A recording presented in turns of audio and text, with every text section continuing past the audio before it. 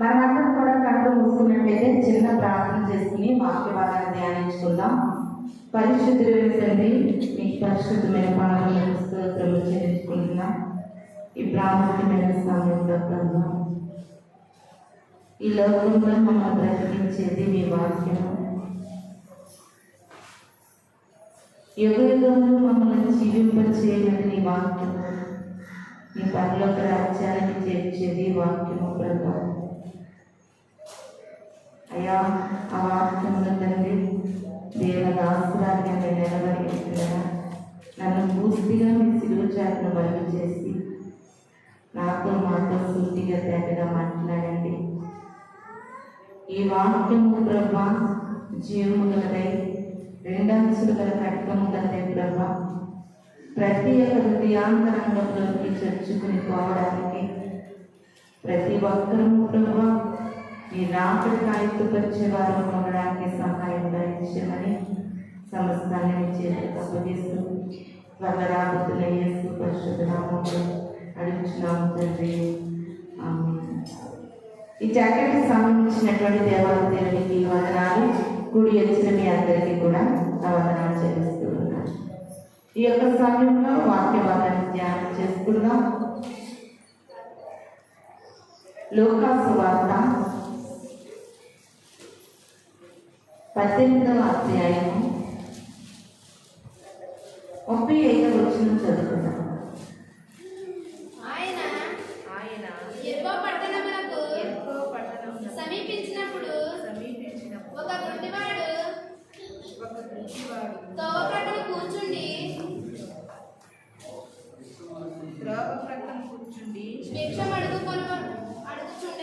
భిక్షం అడుగుచుండెను. చాలు. మనం చదువుకున్నటువంటి వాక్య భాగము వాళ్ళందరికీ కూడా తెలిసినదే. అయితే ఈ దినాన్ని ఒక ప్రత్యేకమైనటువంటి వర్తమానం ద్వారా దేవుడు మనతో మాట్లాడబోతూ ఉన్నారు. మనం చదువుకున్నటువంటి వాక్య భాగంలో ఒక గుడ్డివాడు మనకు కనబడుతూ ఉన్నాడు. అతను ఎక్కడ ఉన్నాడంటే త్రోవ ప్రక్కన కూర్చుండి భిక్షం అడుగుతూ ఉన్నాడంట.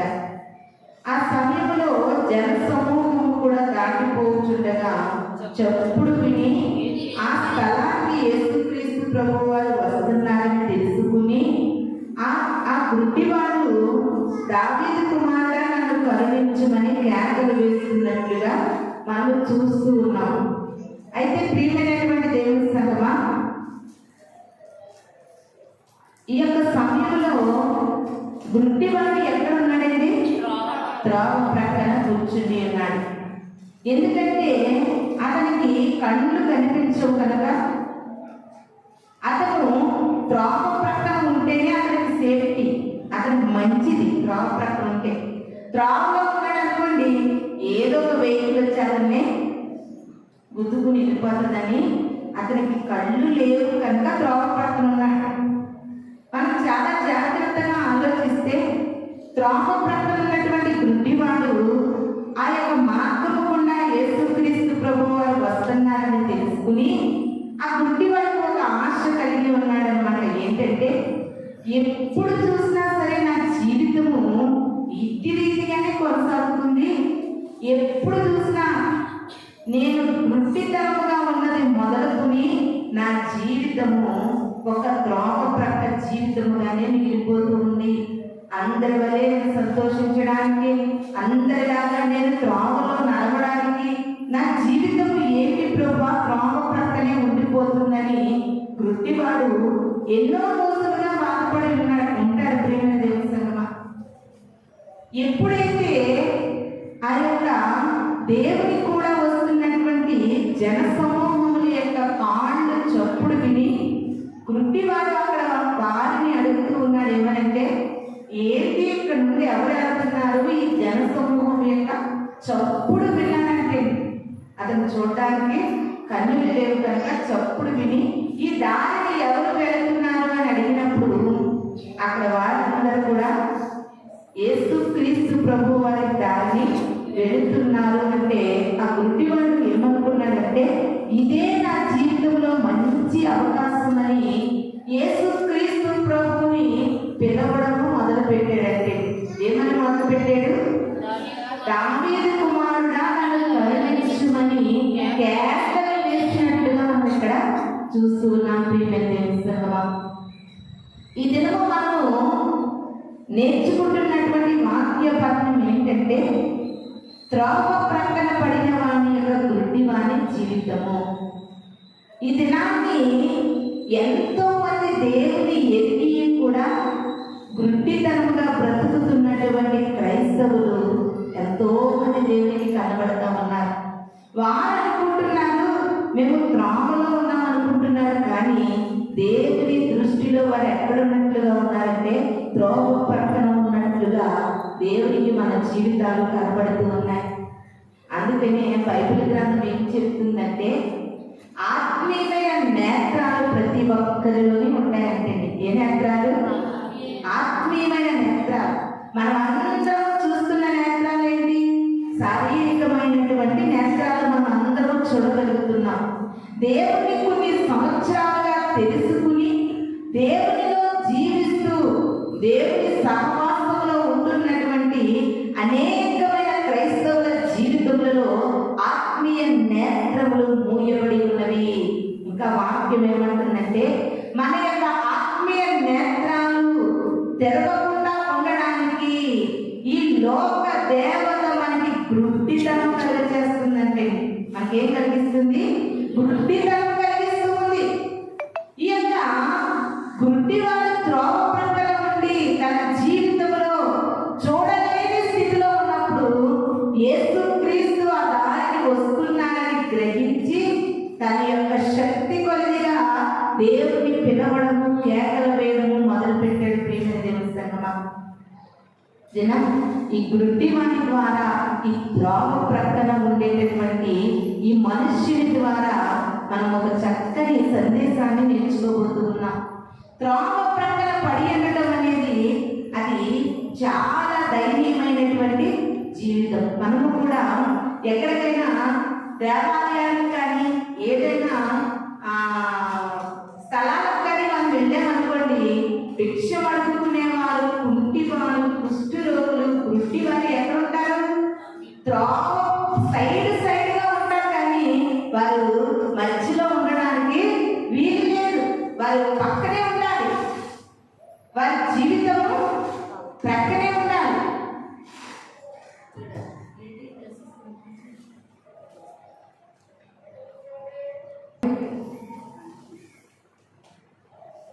బైబిల్ గ్రంథంలో మనం చాలా విషయాలు ఆలోచన చేసినట్లయితే త్రోవ ప్రక్కన ఉండే జీవితం మనకి ఎంత మాత్రము కూడా మంచిది కాదు. త్రోవ ప్రక్కన ఉండే జీవితాలు ఎంత మాత్రము డెవలప్మెంట్లోకి రావు, డెవలప్ అవ్వు. ఇంకా సైనిక ఆ వేసినటువంటి భిక్షము తినడము, ఆ పక్కన ఉండడం. త్రోవ ప్రక్కన ఉండే జీవితాలు ప్రభు దృష్టిలో చాలా భయంకరమైనవిగా మనం కొన్ని విషయాలు మనం తెలుసుకుందాం బైబిల్ గ్రంథంలో నుండి. ఈ గుడ్డివాడు త్రోవ ప్రక్కన కొన్ని సంవత్సరాలుగా పడి ఉండి ఆ త్రోవ ప్రక్కన పడిన జీవితంలో ఎంతో విసిగిపోయాడండి. ఏంటి నా బ్రతుకు? ఎప్పుడు చూసినా ఈ బాధలైనా, ఈ కష్టాలైనా, ఈ అడుక్కుని తిరగలేనా నా బ్రతుకు? నేను అందరి వల్ల కష్టపడి బ్రతకలేనా? ఏంటి నా జీవితం ఏంటని కొన్ని సంవత్సరాలుగా గుడ్డివాడు బాధపడుతూ ఉంటాడు. ప్రియమైన దేవుని సంగమా, అలాంటి గుడ్డివాడికి యేసుక్రీస్తు ప్రభు వారు ఆ మార్గం గుండా రావడం అనేది ఆ గుడ్డివాడికి చాలా అదృష్టం అని చెప్పారు.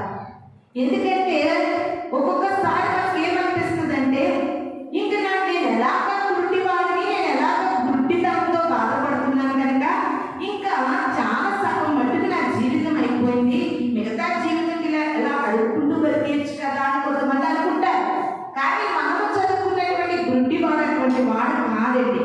నా జీవితము ఎంత మట్టుకు అయిపోయినా సరే, ఉన్న మిగతా జీవితం అన్నా సరే నేను నేత్రములు కలిగి జీవించాలి అని యేసుక్రీస్తు ప్రభుని కేకలు వేసి పిలవడం మొదలు పెట్టాడు. ప్రియమైన దేవుని సంగమా, ఆయనలో ఉన్న ఆసక్తి, ఆయనలో ఉన్న పట్టుదల, ఆయన దేవుడిని పిలిస్తే నాకు మేలు జరుగుతుంది, యేసుక్రీస్తు ప్రభుని నేను కేకలు వేసి గొప్పలు పెట్టి పిలిస్తే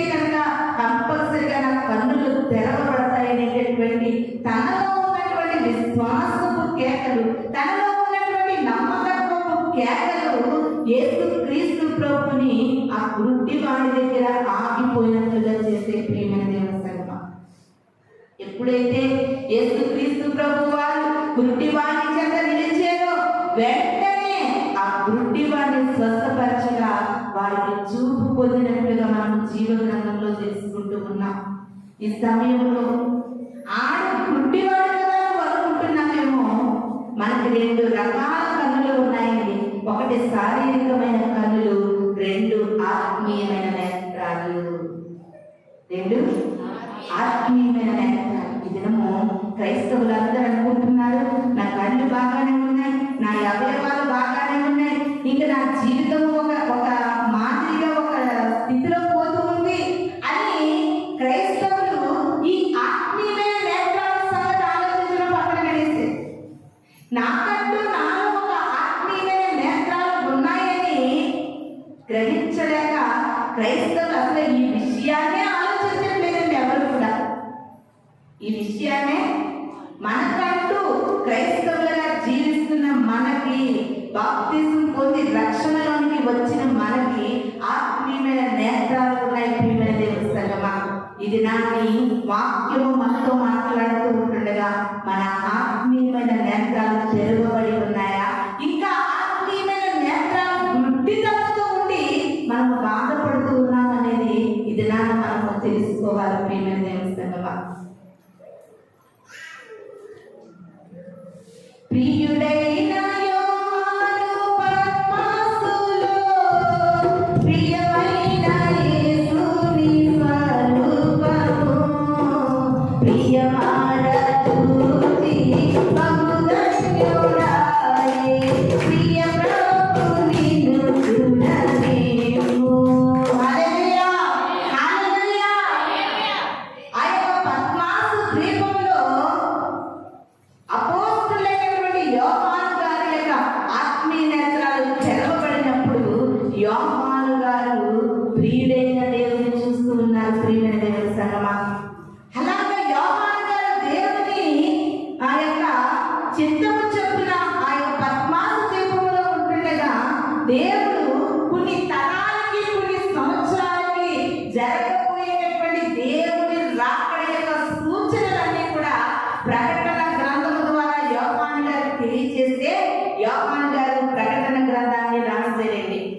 అయితే శారీరకమైన నేత్రాలు మన అందరిలాగా ఉన్నాయి, కానీ పద్మాసు ద్వీపంలో యోహాను గారి యొక్క ఆత్మీయ నేత్రాలు తెరవబడ్డాయి. ప్రియమైన దేవుని సంగమా, అలా మన బైబిల్ గ్రంథంలో అనేకమైన వారిని చూసుకుంటే ప్రతి క్రైస్తవుడిలో కూడా ఎప్పుడైతే ఆత్మీయమైన నేత్రాలు మనకు తెరవబడతాయో దేవుని కార్యాలు మనం చూడగలము, దేవుని యొక్క శక్తిని మనం చూడగలము, దేవుని ఆత్మను మనం పొందుకోగలము. దేవునిలో ఆత్మీయ నేత్రాలు కలిగిన వారికి శారీరకమైన నేత్రాలకి అందచందాలు కలిగించేవన్నీ కూడా అసహ్యాన్ని కలిగిస్తాయి. ప్రియమైన దేవుని సంగమా, ఎప్పుడైతే నీలో ఆత్మీయ నేత్రాలు మూగబడి శారీరకమైన కన్నులు కలిగిన క్రైస్తవుడిగా జీవిస్తే చూసింది ప్రతిదీ కూడా మనకి ఆశను కలిగిస్తూ ఉంది, చూసింది ప్రతిదీ కూడా మనకి కావాలనిపిస్తుంది. మన కన్నులు ఏది చూస్తే దాని మీద మన మనస్సు పడుతుంది. ప్రియమైన దేవుని సంగమా, అలాగే ఈ శారీరకమైన కన్నుల ద్వారా అనేకమైన బిడ్డలు ఆత్మీయతను కోల్పోయినట్లుగా మనం బైబిల్ గ్రంథంలో అనేకమైనవి చూడగలుగుతూ ఉన్నామండి. అనేకులు శారీరకమైన కన్నుల ద్వారా ఒక ధనాన్ని చూసినా, ఒక డబ్బుని చూసినా, ఒక ఆస్తిని చూసినా, ఒక స్త్రీని చూసినా, ఎవరిని చూసినప్పటికీ కూడా శారీరకమైన కన్నులతో చూస్తే ప్రియమైన దేవుని సంగమా ఏదో ఒక రోజున మనము పాపంలో పడిపోయే అవకాశం ఉంది. క్రైస్తవులుగా జీవిస్తున్న మనం అందరం కూడా మనలో ఉన్నటువంటి ఆత్మీయమైన నేత్రాలు తెరవబడాలి. ఎప్పుడైతే ఆత్మీయమైన నేత్రాలు తెరవబడతామో ఆశ్చర్యకరమైన సంగతులు మనం చూడగలము. అందుకే భక్తుడు అంటున్నాడు, అయ్యా నీ సన్నిధిలో ఆశ్చర్యకరమైన సంగతులు చూడాలంటే నా యొక్క ఆత్మీయమైన నేత్రాలు తెరవబడాలి. తెరవబడినంతసేపు కూడా దేవునిలో ఉన్నటువంటి ఆత్మీయత, ఆశ్చర్యము, అద్భుతము, మహత్కార్యము ఏది కూడా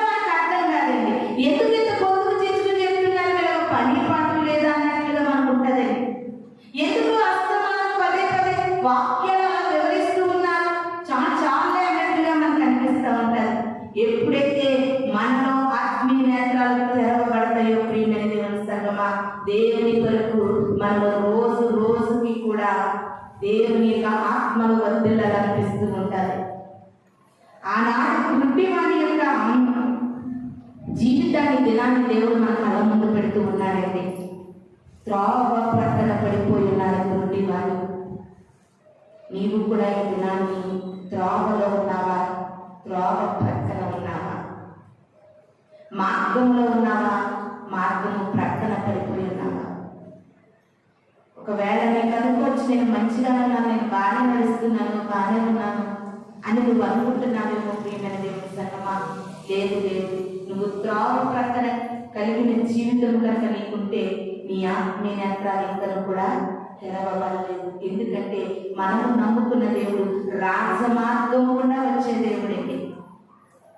చూడండి, యోహాను సువార్తలో ఒక మాట ఉంటారు, ఆయన గొర్రెలకు మంచి కాపరి, జీతగాడు, గొర్రెలకు ప్రాణం పెట్టడు. ఆ యొక్క అపవాది అయినటువంటి ఆ జీతగాడు గొడ్డె గుమ్మని వస్తాడు. కానీ మనము నమ్ముకున్నటువంటి దేవాది దేవుడు రాజమార్గము గుండా వస్తాడండి. ఆ రాజమార్గము గుండా దేవుడు ప్రయాణమే వస్తూ ఉంటే నువ్వు త్రోవ ప్రక్కన ఉన్నావా? దేవుడు వస్తూ ఉంటే మార్గములో ఉన్నావా? నీ మార్గములు సరళము చేయబడ్డాయా? నీ త్రోవలు సరి చేయబడ్డాయా?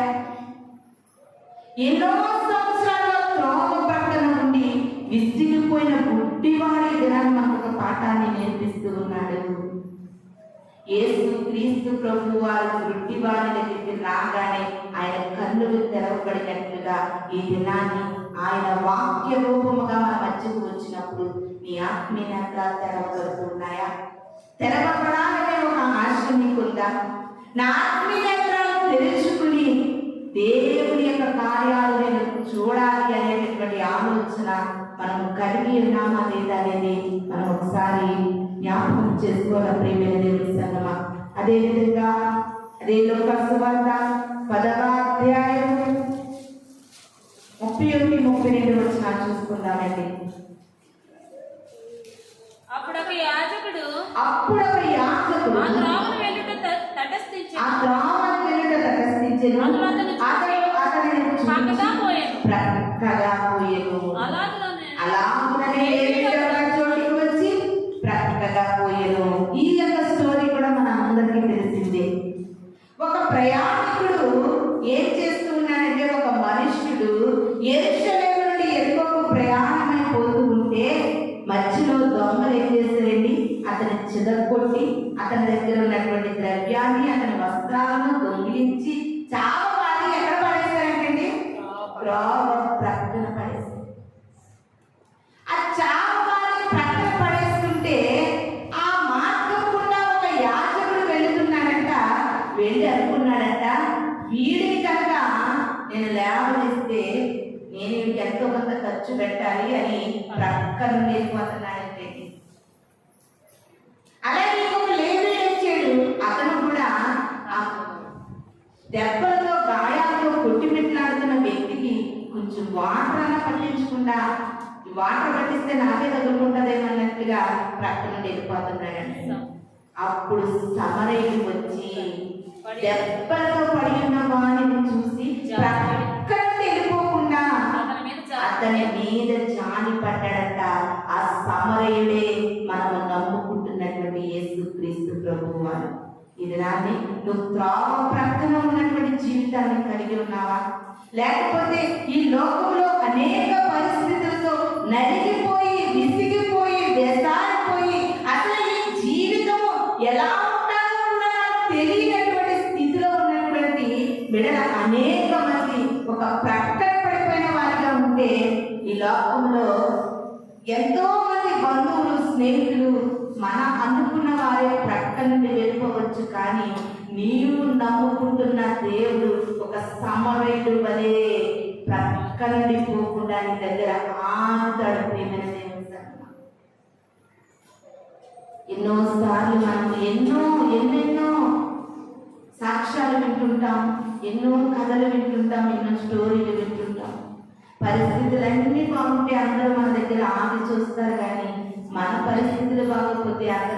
దగ్గర నుండి ఎలా పోతారండి? ప్రక్కన నుండి వెళ్ళిపోతారు. ఎందుకంటే అక్కడ ఆగితే వారికి ఏమైనా చెయ్యాలేమో అనేసి ప్రక్క నుండి వెళ్ళిపోతున్నటువంటి మనుషులు, అలాంటి జీవిత అనుభవాలు మనం ఎన్నో మన జీవితంలో చూస్తూ ఉంటాం. ప్రియమైన దేవుని సంగమా, ఒకవేళ అటువంటి స్థితిలో కనుక ఈ దినాన్ని నీ జీవితం ఉంటే నువ్వు ధైర్యపడవలసిన విషయం ఏంటో తెలుసా? అందరూ ప్రక్క నుండి వెళ్ళిపోవచ్చు, కానీ సమరయుడైనటువంటి యేసుక్రీస్తు ప్రభు వారు దేవుని పైన నువ్వు ఆనుకుని నమ్మకంతో విశ్వాసంతో ఉంటే ఆయన తప్పనిసరిగా నీ యొద్ద నిలిచే దేవుడండి. ఆయన తప్పనిసరిగా గుడ్డి వారి యొద్ద నిలిచి వారి కళ్ళు స్వస్థపరిచినట్లుగా ఇది నాటి దేవుడు మన జీవితాల్లో కూడా అటువంటి అద్భుత ఆశ్చర్య కార్యాలు చేసే దేవుడు. ప్రియమైన దేవుని సంగమా, చూడండి, కొంతమంది అంటుంటారు, మా స్థితిగతులు బాగోకే కదా, మా పరిస్థితులు బాగోకే కదా, అందరూ మమ్మల్ని పక్కన పెట్టేశారు. ఏమంటారండి? అందరూ మమ్మల్ని ఏం చేశారు? పక్కన పెట్టేశారు. ప్రక్కన త్రోవ ప్రక్కనగా ప్రియమైన దేవుని సంగమా, చాలా దయనీయమైన జీవితాన్ని మనకి జ్ఞాపకం చేస్తూ ఉంది. ప్రియమైన దేవుని సంగమా, అన్ని బాగుంటే అందరూ ఉంటారు, ఏమీ బాగోకపోతే ఎవరు ఉంటారు. అలాగే ప్రక్కన పడేసిన జీవితాలు అంతా ఎందుకండి? మన నరాలు, మన కాళ్ళు, చేతులు, మన అవయవాలు పనిచేసినంతసేపు కూడా అందరూ పలకరిస్తారు. ఒక్క వారం రోజు మంచం మీద లేని పరిస్థితి నీకు నాకు వచ్చిందనుకో, మన జీవితం పక్కన పడిపోయినట్టే. అప్పటి వరకు ఎంతో మంది మనల్ని పరామర్శిస్తారు, మనం బాగుంటే మన ఇంటికి వస్తుంటారు, పోతుంటారు. మనమే బాగోకపోతే పలకరించే నాదుడు కూడా ఒకటి. ప్రేమ చాలా భయంకరమైనటువంటి పరిస్థితి. ప్రక్కన పడేయడం అంటే ప్రేమ తెలుసా, అది గుండెను బాధించేటటువంటి విషయం. ఆ బాధ గుడ్డి వాడు అనుభవించాడు. ఆ బాధ ఎరుశలేము నుండి ఎరుకకు ప్రయాణం అయిపోతున్న ఈ మనుష్యుడు అనుభవించాడు. ఇది నాని అలాంటి బాధలో నీవు నేను ఉంటే కనుక దేవుడు అంటూ ఉన్నాడు, ప్రక్కన ఉన్న వారిని ప్రక్కనే ఉన్నట్లుగా ఉంచే దేవుడు మాత్రము కాదండి. ఈయన ఒక సమరయుడు. నువ్వు గాయాలతో, దెబ్బలతో, వ్యాధులతో, బాధలతో, రోగాలతో నువ్వు ప్రక్కన పడి ఉంటే ఈ సమరయుడు నేను హక్కును చేర్చుకుని పూటకుని వారి ఇంటికి తీసుకుని వెళ్ళే దేవుని మనం ఆశ్రయించాము కనుక ఆ దేవుని మనం నమ్మకం వచ్చినట్లయితే కంపల్సరీగా కూడా మన జీవితాన్ని దేవుడు ఎంతగానో నిలబెట్టాడు. దేవుని సంగమా, వాక్యం ఆలోచిస్తున్నటువంటి మనము శారీరకమైనటువంటి ప్రక్కన పడే జీవితాల్లో ఎంతో బాధ ఉంది. మరి ఆత్మీయతలో కూడా నువ్వు త్రోవ ప్రక్కన ఉండే బిడ్డగా ఉన్నావా? ఆత్మీయమైన జీవితంలో కూడా త్రోవ ప్రక్కన మనం ఉండే జీవితం కలిగి ఉంటే అది చాలా భయంకరమైన జీవితం. ప్రేమైన త్రోవ ప్రక్కన అనేది చాలా సంగతులను సూచిస్తూ ఉంది. రోడ్డు ప్రక్కన ఉంటారు చూడండి, భయంకరమైన త్రాగినట్టు ఏం చేస్తారండి? ఏదో మూన త్రోవ పక్కన, ఆ కాలువ పక్కన, ఆ చెత్త కుప్ప పక్కన, ఆ పెంటల పక్కన పడిపోయి ఉంటాడు. తెలియదు త్రోవ ప్రక్కన ఉంటాడు, తెలియదు. ఈ దినాన్ని ఆత్మీయమైన నేత్రాలు కూడా నీలో మూయబడి ఉంటే నీవు కూడా ఒక త్రోవ ప్రక్కన ఉన్నావు. దేవుని ప్రక్కన ఉండవలసిన నీవు, దేవుని మార్గంలో ఉండవలసిన నీవు, దేవుని త్రోవలో ఉండవలసిన నీవు ఒక సెల్ ఫోన్ ప్రక్కన ఉంటున్నావు.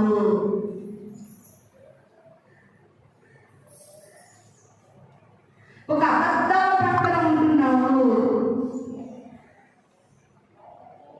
ఒక ద్వేషము, మోసము ప్రక్కన మనం బ్రతుకుతూ ఉన్నామండి. ఎందుకంటే మనకు త్రోవ ప్రక్కన ఉన్నామని మనకు ఎందుకు తెలియట్లేదంటే మన ఆత్మీయమైన నేత్రాలు తెరవబడక మనకు చేసింది ప్రతిదీ కరెక్ట్గానే అనిపిస్తూ ఉంది. మనకు జీవించే జీవితం ఒక రైట్గానే అనిపిస్తూ ఉంది. అందుకే సొలొమోను జ్ఞాని అంటున్నారు, ఒకరి ఎదుట సరైనదిగా కనబడే మార్గం ఉంటుంది, అది వాడికి సరిగ్గానే కనబడుతుంది. నీ ఆత్మీయతలు తెరవబడినంతసేపు కూడా నువ్వు చేసే ప్రతిదీ కూడా సరిగ్గానే కనబడుతుందండి. కానీ అది తుదకు మరణానికి దారి తీస్తుంది. అది తుదకు మరణానికి దారి తీస్తుంది. ప్రియమైన దేవుని సంగమం, ఇది నాని ఆత్మీయమైన గుడ్డితనం కలిగిన వారుగా ఏ త్రోవ ప్రక్కన నీవున్నావు ఒకసారి ఆలోచించుకో. ఒక సీరియల్ అనే త్రోవ ప్రక్కన ఉండిపోయావా? ఒక సినిమా అనే త్రోవ ప్రక్కన ఉన్నావా? దేవునికి నచ్చినటువంటి క్రియలతో ఒక త్రోవ ప్రక్కన పడిపోయిన ఒక గుడ్డివాడిగా నువ్వు దేవుని దృష్టిలో కనబడుతూ ఉంటే దేవాది దేవుడు అంటున్నాడు, ఇది నాని నీ గుడ్డితనం తొలగిపోవాలి, నీ ఆత్మీయ నేత్రాలు తెరవబడాలి. నీ ఆత్మీయ నేత్రాలు తెరవబడితే నువ్వు త్రోవ ప్రక్కన ఉన్నది నువ్వు గ్రహిస్తావు. ప్రియమైన దేవుని సంగమా, ఇంకా మనం కొన్ని మాటలు ఆలోచన చేస్తే ద్వితీయోపదేశ కాండము 22వ అధ్యాయం 4వ వచనాన్ని చదువుకుందామండి. ద్వితీయోపదేశ కాండము 22వ అధ్యాయం 34వ వచనాన్ని చదువుకుందాం.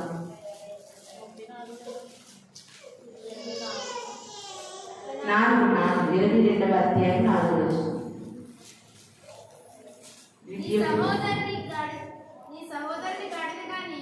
నీ సహోదరుని గాడిద గాని ఎద్దు గాని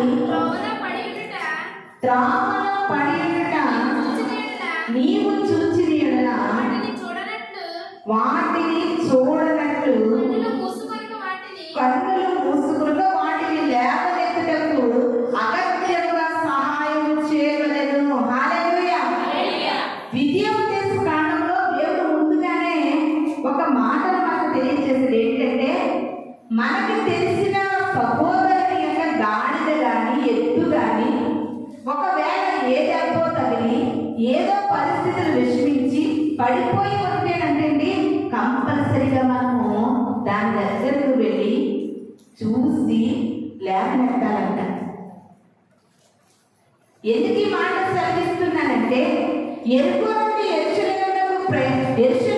ఎరుకోకు ప్రయాణం చేస్తున్నటువంటి ఒక మనుష్యుడు పడి ఉంటే ఇంకొక మనుష్యుడు లేవనెత్తలేకపోతున్నాడు.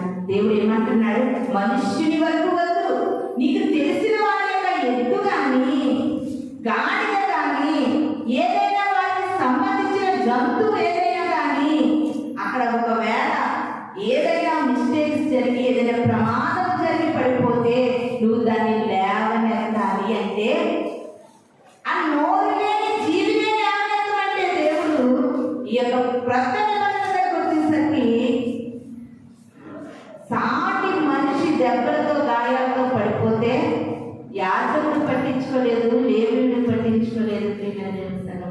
అది కూడా దేవుని దృష్టిలో మంచిది కాదు అని దేవుడు మనకు తెలియజేస్తూ ఉన్నాడు. కొంతమంది ఎవరైనా ఏదైనా పరిస్థితిలో ఉంటే చలించలేండి, అసలు నాకిట్లే అన్నట్టుగా చలించరు. కొంతమందికి చలనం ఉండదు.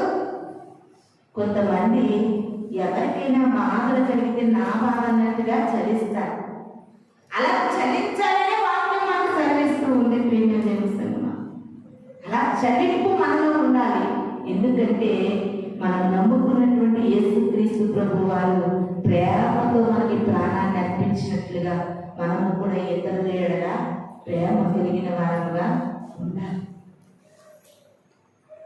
ఆ ప్రక్కన పడిపోయిన వ్యక్తిని పట్టించుకోలేనటువంటి మనుషులిద్దరు మనకు కనబడతా ఉన్నారు. కానీ త్రోవ ప్రక్కన పడిన గుడ్డివాడిని పట్టించుకున్నట్లుగా యేసుక్రీస్తు కనబడుతున్నారు. అంతేకాదు సమరయుడిగా మనకి యేసుక్రీస్తు కనబడుతూ ఉన్నారు. ప్రియమైన దేవుని సంగమా, సంఖ్యాకాండము 22వ అధ్యాయము 34వ వచనాన్ని చదువుకుందాం. సంఖ్యాకాండము 22వ అధ్యాయము 34వ వచనాన్ని. అందుకు బిలాము నేను పాపము చేసి తిని మీరు నాకు ఎదురుగా త్రోవలో నిలుచుట తెలిసినది కాదు. కాబట్టి ఈ పని దృష్టికి చెడ్డదైతే నేను వెనుకకు వెళ్ళదని యెహోవా దూతతో చెప్పగా. హల్లెలూయా, హల్లెలూయా.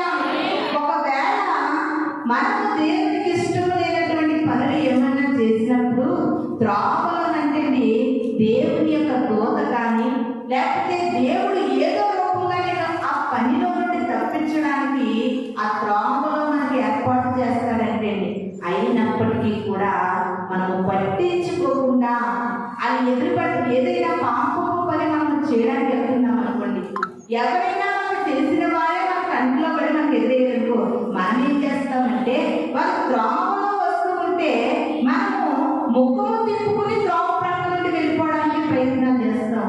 అలా ప్రయత్నించడానికి బిలాము ఏం చేశాడు? దేవుడు వెళ్ళొద్దన్నటువంటి స్థలానికి వెళ్ళడానికి ప్రయత్నిస్తూ ఉంటే తను వెళ్తున్నటువంటి మార్గంలో దూత కత్తి చేత పట్టుకుని ఉన్నదంట. ప్రియమైన దేవుని సంగమా, అయినా సరే బిలాము గ్రహించలేకపోయాడు. దేవుని కొరకు జీవించాలనుకున్న నీవు ఆయనకి ఇష్టము లేనివి ఈ మార్గంలో ఎదురవుతున్నాయా? నువ్వు వెంటనే వాటిని మానుకోవాలి. ఇది దేవుడి సంకేతం అని మనం గ్రహించాలి. అంతేకాని దాన్ని కాదనుకుని త్రోవ ప్రక్క నుండి వేరే రూట్లు గుండా మనం వెళ్ళిపోయేటటువంటి కప్పిపుచ్చుకునే ప్రయత్నాలు మనము చేయకూడదని బిలాము ద్వారా దేవుడు మనకు తెలియజేస్తూ ఉన్నాడు. ప్రియమైన దేవుని సంగమా, త్రోవలో ఏముందంటే దూత బిలాము తప్పించడానికి ఉంది. కానీ బిలాము ఏమనుకుంటున్నాడంటే త్రోవ ప్రక్క నుండైనా వెళ్ళిపోవాలనే ప్రయత్నాల్లో బిలాము ఉన్నాడు. ప్రియమైన దేవుని సంగమా, మన ఆత్మీయమైన జీవితానికి త్రోవ ప్రక్కన జీవితం ఏమాత్రం కూడా మనకి మంచిది కాదని ఇది నాని ప్రభు మనకు తెలియజేస్తూ ఉన్నారు. అందుకని సామెత భక్తులు ఒక మాట తెలియజేస్తూ ఉన్నారు. 12వ అధ్యాయము 28వ వచనాన్ని చదువుతున్నానండి. నీతి మార్గమునందు జీవము కలదు, త్రోవలో మరణమే లేదు. దాని త్రోవలో మరణమే లేదు. హల్లెలూయా, హల్లెలూయా. ఎంత చక్కటి మాట ప్రియమైన దేవుని సంగమా. సొలొమోను గారు, జ్ఞాని అయినటువంటి సొలొమోను గారు చక్కటి మాటను రాసి ఇచ్చారు. చూడండి, 12వ అధ్యాయం 28వ వచనములో నీతి మార్గమునందు జీవము కలదు, దాని త్రోవలో ఏమి లేదంటే మరణమే లేదు. నువ్వు త్రోవలో ఉంటే నీకేం లేదు, మరణం లేదు.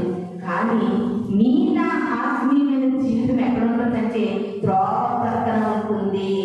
ఎప్పటికైనా నువ్వు ఇంకా త్రోవ ప్రక్కనే పెట్టే బిడ్డగా ఉంటే అందులో జీవము లేదు. త్రోవ ప్రక్కన మరణం ఉంది, త్రోవలో మరణము లేదు. ప్రియమైన దేవుని సంగమా, జాగ్రత్తగా గ్రహించండి. ఒకవేళ మనం రోడ్డు గుండా వెళుతూ మార్గం గుండా త్రోవలోనే మనం ప్రయాణం చేస్తున్నాం అనుకోండి, త్రోవలో వెళుతున్నప్పుడు ఎక్కువ శాతం ఏ ఒళ్ళు పుచ్చుకో, ఏ ప్రమాదాలు జరగవనుకో. అదే అన్ని రోడ్డు వదిలేసుకుని ఆ త్రోవ ప్రక్క ఇటు అటు ముళ్ళ తుప్పలు, గచ్చ పొదలు ఇలాంటివి ఉన్నాయనుకో, దాని గుండా వెళ్తే ఏముంటారు మనకి?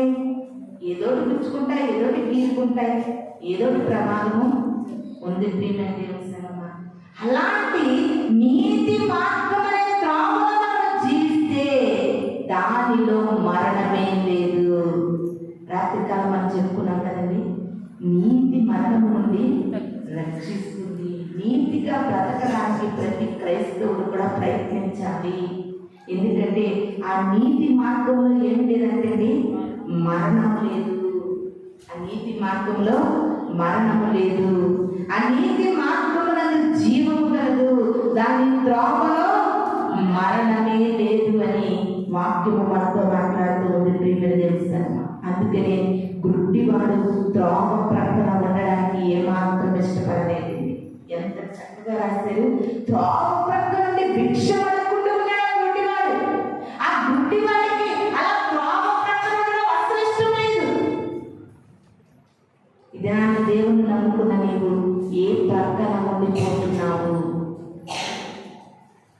నీతి మార్గంలోనికి రాగలుగుతున్నావా? దేవుని త్రోవలోనికి రాగలుగుతున్నావా? దేవుని మార్గంలోనికి రాగలుగుతున్నావా? లేకపోతే ఆయనకు ఇష్టమైనటువంటి ప్రక్కన పోతున్నావా? ఎవరైనా బిడ్డలు ఎవరైనా చిన్న చిన్న తప్పులు చేస్తారనుకోండి, ఎదురుగా వస్తారా? పక్కన పోతుంటారు. ఎవరైనా మీ పిల్లలు అక్కడ సెల్ గేమ్ ఇవి ఆడతారు కదండి. ఒకవేళ మేము కనుక ఇలా బయటకు వచ్చానుకో అలా పక్క కనపడుతున్నారు. అంటే త్రోవ ప్రక్కన ఉండేటటువంటిది మనకి ఏమని సూచిస్తూ ఉందంటే ధైర్యంగా ముందుకు రావడం దేవుని ఎందుకు, ధైర్యంగా దేవుని కొరకు నిలబడిపోగలరు. దేవుని మాటగా చెప్పగలుగుతావు. నువ్వే ప్రక్కకు పోయే క్రీడలు కలిగి ఉంటే దినాన్ని ఎటువంటి త్రోవ ప్రక్కన బ్రతుకుతున్నటువంటి జీవితంతో మనం ఉన్నాము మనం ఒకసారి ఆలోచించాలి. అందుకనే ఏదైనా తోటలో యేసుక్రీస్తు ప్రభు వారు వచ్చేసరికి ఎదురుకుంటా వచ్చేసారు ఆదాము అమ్మగారు. యేసుక్రీస్తు ప్రభు వచ్చేసరికి ఎదురుగా వచ్చేవారు.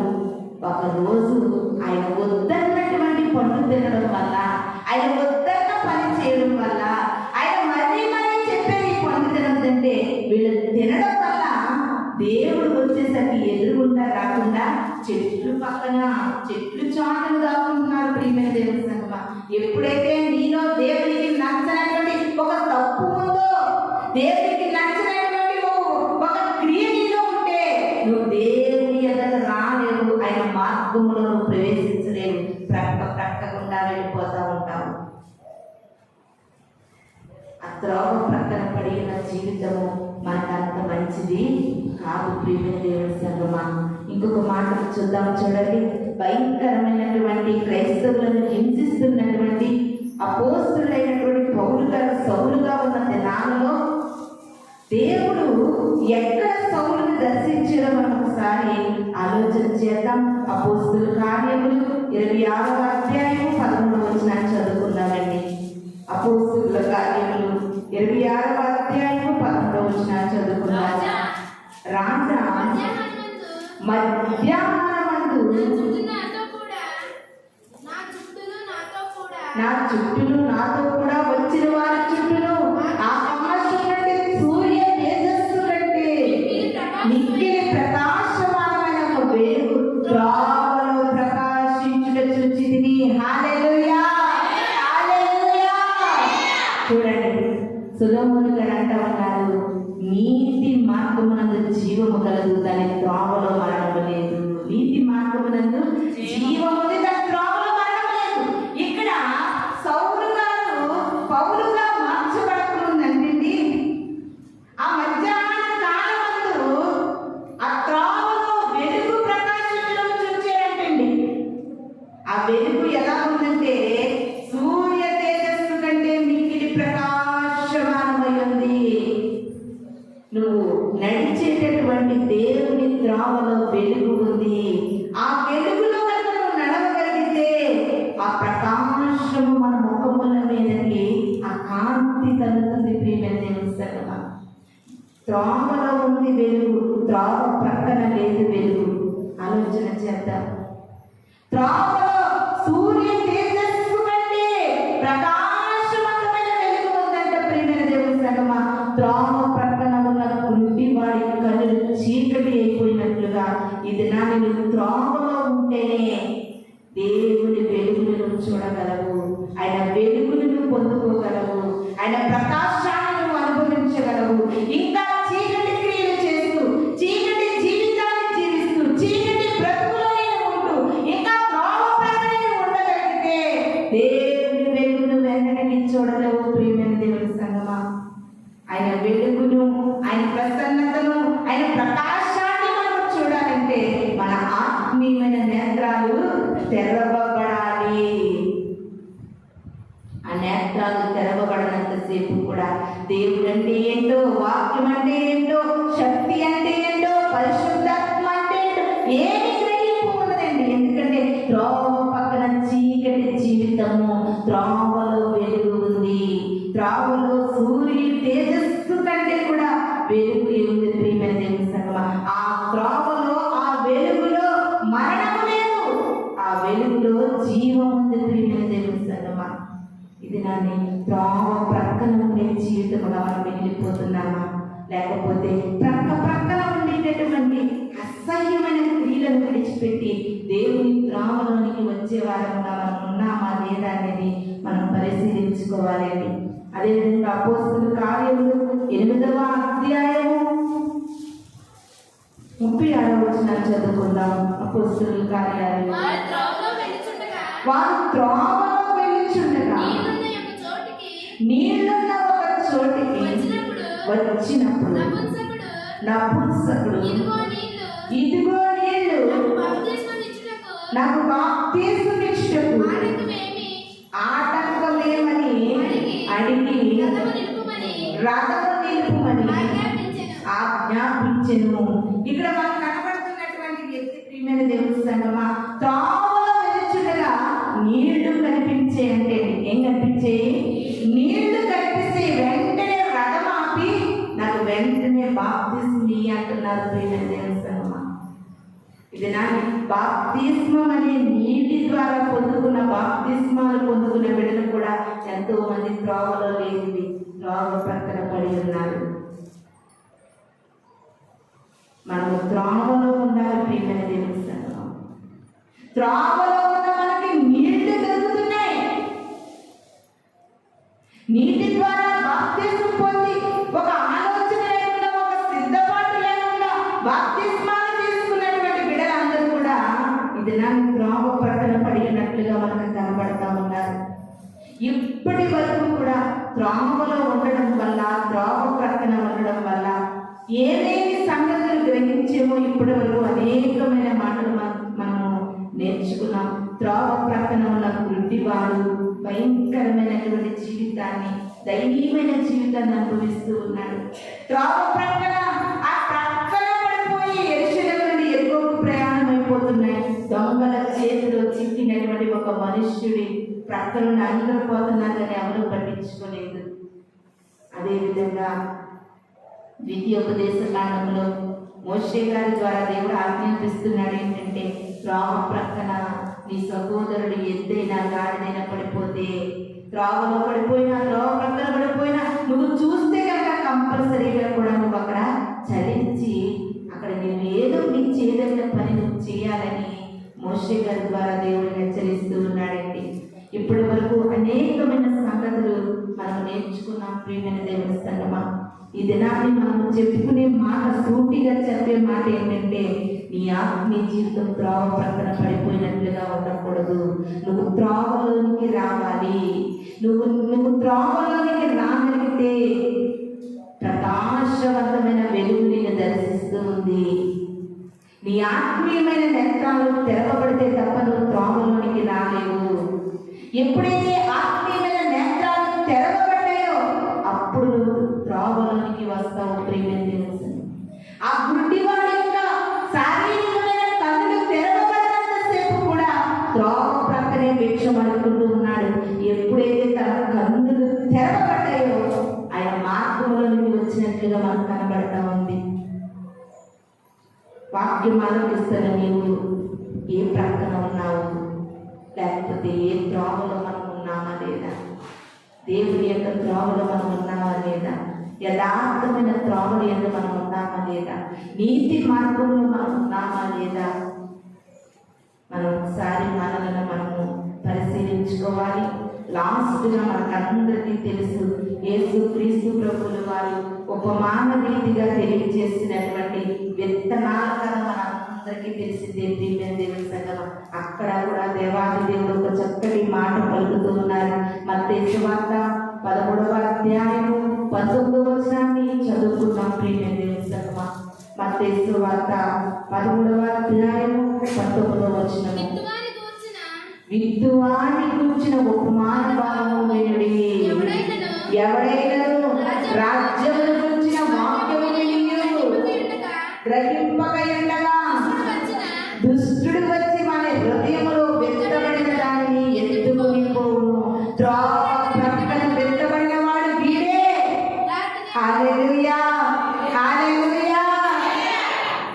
దేవుని రాజ్యానికి నీవు సిద్ధపడాలని, త్రోవ ప్రక్కలో నీవు ఉండకుండా రాజ్య మార్గంలో నీవు ఉండాలని ఎప్పటి వరకు వాక్యమును గూర్చి అనేకమైన సంగతులు విన్న నీవు దుష్టుడు వచ్చి నీలో ఉన్న వాక్యాన్ని ఎత్తుకుని పోకుండా ఉండేటట్లుగా మనము త్రోవ పక్కన పడిన విత్తనముగా మనం మంచి నేలను పడిన విత్తనముగా మనము ఉండి ప్రియమైన దేవుని సంగమా. ఎందుకంటే యేసుక్రీస్తు ప్రభువు వారు ఉపమాన రీతిగా 4 రకాలైన విత్తనాలను మాట్లాడారు.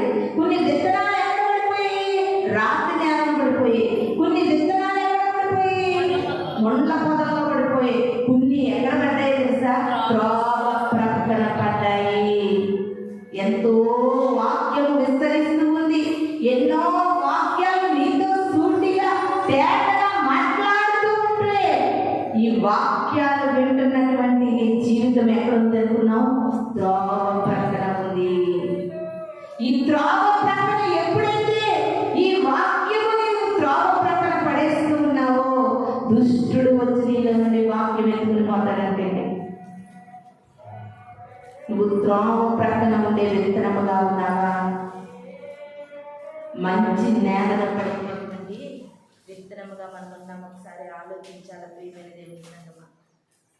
ఇది నా దేవుడు మన యొక్క దైనందిన జీవితంలో త్రోవలో ఉన్నామా, త్రోవ ప్రక్కన ఉన్నామనేది కొన్ని విషయాలు దేవుడు మనకు బయలుపరిచి ఉన్నాడు. ఒక గుడ్డివాడు కళ్ళు తెరవనంతసేపు కూడా త్రోవ ప్రక్కనే ఉన్నాడు. తన జీవితాన్ని ఎవ్వరూ పట్టించుకోలేదు. ఆ త్రోవ ప్రక్కన ఉన్న వాడిని ఒక అడుక్కునేటటువంటి వాడిగా అందరూ గుర్తించారు. ప్రియమైన దేవుని సంగమా, ఆ జీవితం గుడ్డివాడికి ఇష్టము కాలేదు. ఇది నాని ఒకవేళ శారీరకమైన కన్నులు కలిగి అందరినీ సంతోషపరిచే జీవితం నీకు ఉందేమో, కానీ దేవుడిని సంతోషపరిచేటటువంటి త్రోవ ప్రక్కన ఉండేటటువంటి జీవితం నువ్వు కలిగి ఉన్నావేమో. ఆయన సంతోషపరచలేనటువంటి త్రోవ ప్రక్కన ఉండే విత్తనం వలె నువ్వు మిగిలిపోతూ ఉన్నావేమో. ఇది నాన్న ప్రభు మనతో మాట్లాడుతూ ఉన్నాడు. త్రోవ ప్రక్కన ఉండే వారముగా మనం ఉండకూడదు. ప్రియమైన దేవుని సంగమా, అంతా ఎందుకు? ఏదైనా ఫంక్షన్కి వెళ్ళాం అనుకోండి, మనకు భోజనానికి కూర్చున్నాం అనుకో, ఎవరైనా ముఖ్యమైన వారు వచ్చారనుకో, కూర్చున్న మనల్ని లేపి కాసేపు పక్కన ఉండండి అంటే మనకి ఎంత కోపం చెప్పండి. కాసేపు పక్కన ఉండండి అంటే చాలు, ఇంకా పక్కన లేదు కదా కాఫీ భోజనం చేసి వెళ్ళిపోతారు. అంటే నన్ను పక్కన పెట్టేస్తున్నారనే ఓ ఫీలింగ్. ప్రియమైన దేవుని సంగమా, దేవుడు కూడా నీ కొరకు అలా బాధపడుతూ ఉన్నాడు. ఎంత వాక్యములతో వీరిని మొత్తుకుని ఈ వాక్యములతో సంఘముగా క్రైస్తవులుగా మాట్లాడుతూ ఉంటే ఈ వాక్యాన్ని తీసుకెళ్ళి ఎక్కడ పడేస్తున్నారు? త్రోవ ప్రక్కన పడేస్తున్నారు. ఆ వాక్యం ఏమైపోతుంది? దుష్టుడు వచ్చి ఎత్తుకొని పోతున్నాడు. నీ జీవితమే చెబుతాది. వింటున్న వాక్యములు త్రోవ ప్రక్కన పడేస్తున్నావా? వింటున్నటువంటి వాక్యమనే విత్తనాలను నువ్వు మంచి నేలలో నాటుకుంటున్నావా, లేకపోతే వాక్యములు తీసి ఇలా ప్రక్కన పాడేస్తున్నావా అనేది నీ జీవితం ఒక సాక్ష్యము. ప్రియమైన దేవుని సంగమా, ఎవరో వచ్చి నేను పరిశీలించాల్సి ఉండదు. నీ నడవడిక తెలుస్తుంది, నీ చూపులు తెలుస్తాయి, నీ ఆలోచనలు తెలుస్తాయి, నీ మాటలు తెలుస్తాయి. నీ జీవితమే ఒక సాక్ష్యముగా సమాజానికి తెలుస్తుంది. ప్రియమైన దేవుని సంగమా, అంతసేపు వాక్యం అంటున్నారు కానీ ఆ వాక్యము వీరిలో ఫలించలేదు కానీ లోకం చెప్పుకుంటుందండి. అంటే దీనికి అర్థం ఏంటంటే దేవుడు విత్తుతున్నటువంటి ఈ వాక్యమనే విత్తనాలని నువ్వు త్రోవ ప్రక్కన వేసేస్తున్నావు. వెంటనే దుష్టుడు వచ్చి ఎత్తుకుపోతున్నాడు. ఏదైనా చికెన్ కానీ మటన్ కానీ సండే ఎక్కువ అందరూ వండుకుంటూ ఉంటారు. అది కడిగేటప్పుడు అక్కడ పెట్టిన ఒకసారి లోపల ముక్కలన్నీ కాగి ఎత్తుకుపోతాయి. అలాగే సేమ్ ఇంకా ఈ యొక్క సన్నిధిలో పాపం కష్టమైనా నష్టమైనా కింద కూర్చోగలిగినా కూర్చోలేకపోయినా వాక్యాన్ని వినగలుగుతున్నావు, కానీ మరలా వాక్యాన్ని తీసుకెళ్ళి పక్కన పడేస్తున్నావు. దుష్టుడు వచ్చి ఎత్తుకుని పోతున్నాడు. చాలా బాధాకరమైన విషయం కదా ప్రియమైన దేవుని సంగమా. ఒకవేళ 100-200 పెట్టి కొనుక్కున్నటువంటి ఆ పీసులే కాకులు తీసుకెళ్ళిపోతే అంత బాధపడిపోతున్నావు. నీ జీవితాన్ని నరకానికి వెళ్ళకుండా పరలోకముకు వెళ్ళేటటువంటి మార్గము చూపిస్తుంది ఈ వాక్యము. ఇది నీకు అర్థం కావట్లేదు ప్రియమైన దేవుని సంగమా. త్రావ ప్రక్కన పడేసేటటువంటి వాక్యముగా నువ్వు మిగిలిపోతున్నావు. ఆ వాక్యం అనే విత్తనాలు నీలో ఫలించకుండా మారిపోతున్నాయి. ఎంత బాధాకరమైన విషయం. ఇది నాని ప్రభు మాట్లాడుతూ ఉన్నాడు మనతో. ఆయన మాట్లాడిన మాటలకి ఆ గుడ్డివాడు కేకలు వేసినట్లుగా ఈ దినమే ఈ క్షణమే రొమ్ము బాదుకుని ఆయన మందిరములో పశ్చాత్తాపము కలిగి నువ్వు ఏడవగలిగితే కంపల్సరిగా ఈ వాక్యం అనే విత్తనము ఈనాటి నుండి నీలో ఫలించడం ప్రారంభమవుతుంది.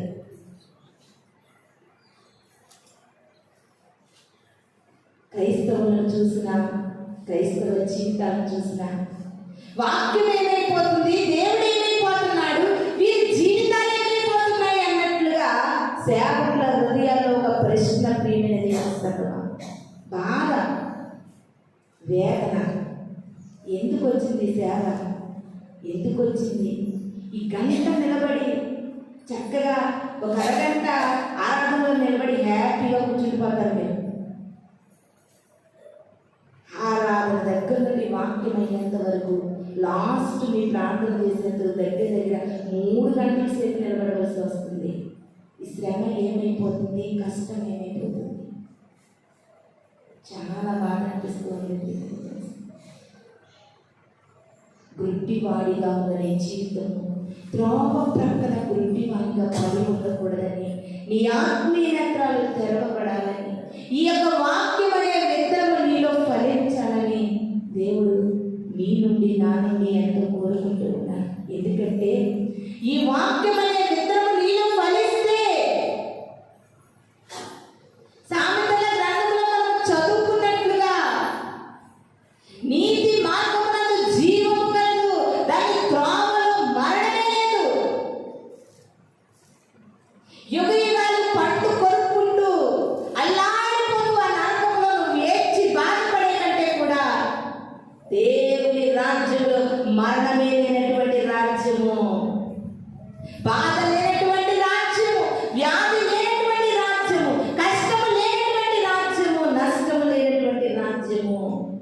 ఆ రాజ్యానికి నువ్వు చేరాలని, నువ్వు త్రోవ పక్కన పడిపోయిన విత్తనముగా మిగిలిపోకూడదని, త్రోవ ప్రక్కన పడిపోయిన గుడ్డివాడిగా ఉండిపోకూడదని, దొంగల చేతిలో చిక్కి పడిపోయి ఉంటే ప్రక్క నుండి పోతున్నటువంటి బిడ్డగా ఉండిపోకూడదని దేవుడి దినాన్ని మనకు తెలియజేస్తూ ఉన్నాడు.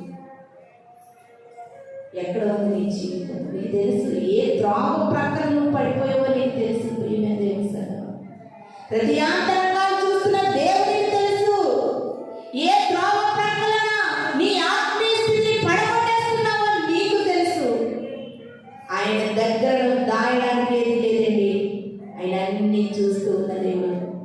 ఆయన సర్వాంతర్యామి, సర్వమంతటా ఆయన కన్నులు వ్యాపించి ఉన్నాయి. వాక్యం ఆలకించినటువంటి నీవు నేను కూడా ఏ ప్రక్కలో ఉండిపోతున్నామో, ఏ ప్రక్కన ఉండిపోతున్నామో, మనకు కావలసిన వారు ఎవరైనా ఏదైనా ఫంక్షన్స్కి వచ్చినప్పుడు అలా సైడ్ ఉండిపోతే మనం ఏమంటాం, బాధపడతాం కదా. అదేదమ్మా అలా మూలకి పక్కకి వెళ్ళిపోతామేంటి, రాదా ఫోటో తీయించుకో. పక్కకి వెళ్ళిపోతే నేను ఎవరు గుర్తించలేదు, బయట దాకా అలా వెళ్ళిపోతున్నావేంటి. దేవుడు కూడా అదే అడుగుతున్నాడు. నా స్వరక్తం ఇచ్చి నేను కొనుక్కున్నాను, నువ్వు ఇంకా ఎందుకు త్రోవ ప్రక్కన పోతున్నావు, నువ్వు ఇంకా ఎందుకు సైడ్ తిరుగుతున్నావు. నేను నిన్ను కొనుక్కున్నాను, విలువ పెట్టి కొనుక్కున్నాను, నువ్వు నా సొత్తు.